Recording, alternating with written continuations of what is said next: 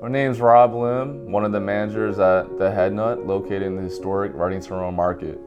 You know, the Headnut is really cool and a special place. I feel like one of the hidden gems. There's just so many stories that can be told through food, and a lot of it will start from a spice shop. It's not just nuts that we have in the shop, right? We have grains, flours, over 100 spices, loose leaf tea.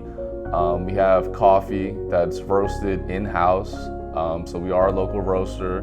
There's so many regulars that come in, and it just becomes more than a transaction. You ask about their kids, you ask about how their weekend's going, and they give you life updates, and it just, it makes everything just that much more satisfying, and the market tends to do that. It's really a special place.